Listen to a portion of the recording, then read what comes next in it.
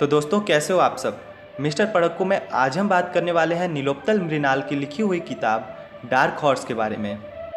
सबसे पहले मैं धीरज भाई को थैंक्स कहना चाहता हूँ जिन्होंने मुझे ये बेहतरीन किताब सजेस्ट करी।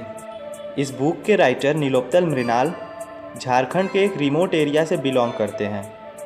नीलोत्पल कई सारी स्टूडेंट मूवमेंट्स में एक स्पेशल रोल प्ले कर चुके हैं और इस समय वो टीवी प्लेटफॉर्म की ओर बढ़ रहे हैं। उन्होंने कई कविताएं लिखी हैं।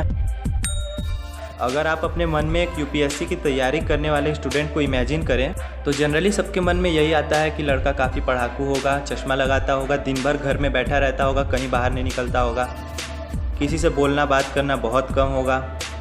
जनरली सब यही सोचते हैं। पर जब आप डार्क हॉर्स पढ़ोगे तो एक यूपीएससी की तैयारी करने वाले स्टूडेंट की क्या लाइफ होती है, क्या रूटीन होती है, उसे आप बहुत बेहतर तरीके से जान सकोगे।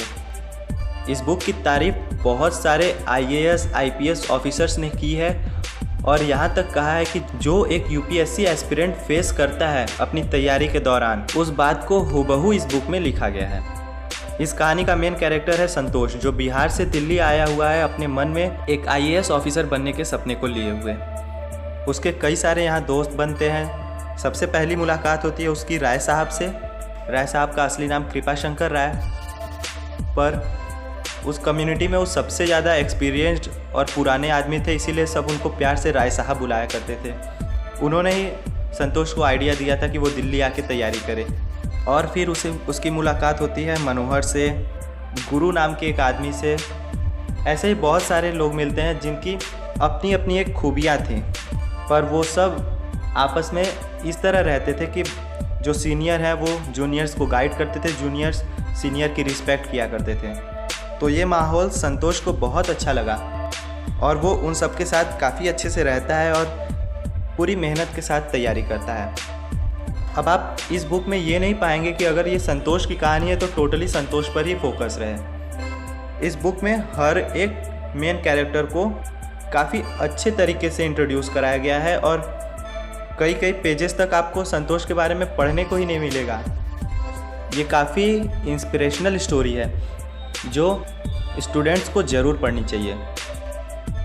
इसमें एक स्टूडेंट लाइफ का फ़न भी है, स्ट्रगल्स भी हैं और किस तरह बार बार फेल होने के बाद भी एक स्ट्रॉन्ग स्टूडेंट हार नहीं मानता है, अगले नेक्स्ट अटेम्प्ट के लिए वो तैयारी करने लग जाता है तुरंत से।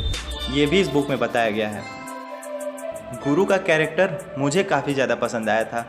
गुरु 2 बार मेंस क्वालिफाई करके इंटरव्यू तक गया था, पर वो वहाँ पे सेलेक्ट नहीं हो सका और उसे वापस आना पड़ा था, और फिर भी वो अपनी तैयारी में कोई भी कमी नहीं रख रहा था। इस बुक में कई जगह आपको हंसाने के साथ साथ उसी समय में कुछ बहुत गंभीर सोशल इश्यूज़ को भी हाईलाइट कर दिया गया है।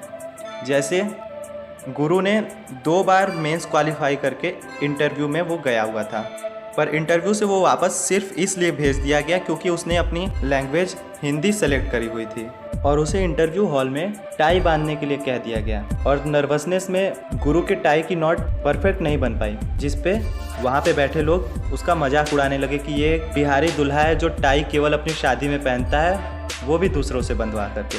और इसी वजह से गुरु ने उनसे बहस कर ली और इसी वजह से उन्होंने उसे सेलेक्ट नहीं किया। तो यार आप ही सोचो, अगर उसने अपना लैंग्वेज हिंदी सेलेक्ट किया है तो आप उससे इंग्लिश में सवाल क्यों पूछ रहे हो जब वो इंग्लिश में कंफर्टेबल नहीं है। और एक तो इतनी नर्वस सिचुएशन, उसमें से आप अगर इंग्लिश में उससे बात करोगे तो वो बेचारा कहाँ से बोल पाएगा। और फिर उसका मजाक भी उड़ा रहे थे। तो ये सब बहुत बड़ी प्रॉब्लम्स है जिसको इन्होंने काफ़ी अच्छी तरीके से दिखाया है। तो दोस्तों ये बुक मुझे काफ़ी पसंद आई है, तो मैं सजेस्ट करूँगा कि आप इस बुक को एक बार ज़रूर पढ़ें। ये बुक फ्लिपकार्ट पर अवेलेबल है। तो दोस्तों आज की वीडियो के लिए बस इतना ही। मिलते हैं नेक्स्ट वीडियो में, तब तक के लिए गुड बाय, टेक केयर।